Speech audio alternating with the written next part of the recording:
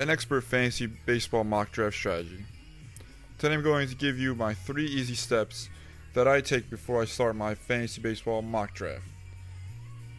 These are my very personal secret steps that I have been doing for years and years to help me be very successful in my fantasy drafts.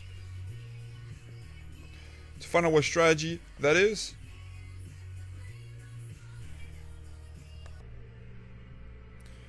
find out what the strategy is that I use to prepare for a fantasy baseball mock draft, then you need to keep listening.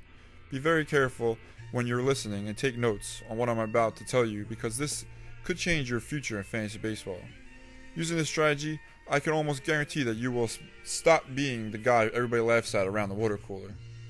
Are you ready? Well, here we go. Step 1. Rankings. Set up your fantasy baseball rankings before entering your fantasy baseball mock draft. However, don't be like those enormous websites that pump out over hundreds and hundreds of rankings for each position. You need to narrow your rankings for your mock draft to just around 10-15 players at each infield position, and then increase that to 30 pitchers and outfielders. That's it. There's no need to go beyond this because, for God's sakes, there are only 10 to 12 teams in each league.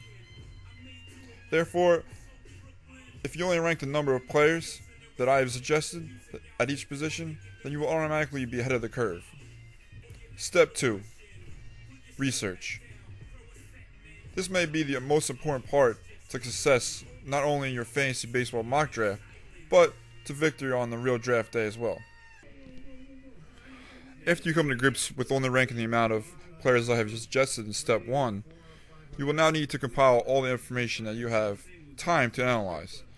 This may be hard for some of you to handle because I understand fantasy baseball can be very addictive.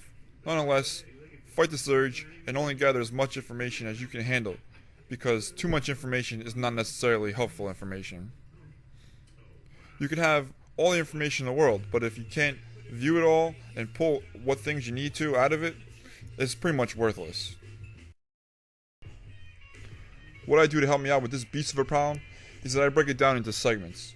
First, I look at the infield minus pitchers, then I move into the outfielders, and finally I look at pitchers, including starters and relievers. This brings me to a whole nother major problem people generally mess up on: statistics, and what they are supposed to look at when examining each player's statistics. Yeah, I could talk for a whole nother 15 minutes on this. However, for the purpose of this, let's just move on to the next step. On the other hand, if you want to find out step 3, click on the link in the description in the right hand corner of your screen, and I'll give you this 3rd tip and a bunch of other ones as well. Look forward to seeing you on the website, and talk to you later.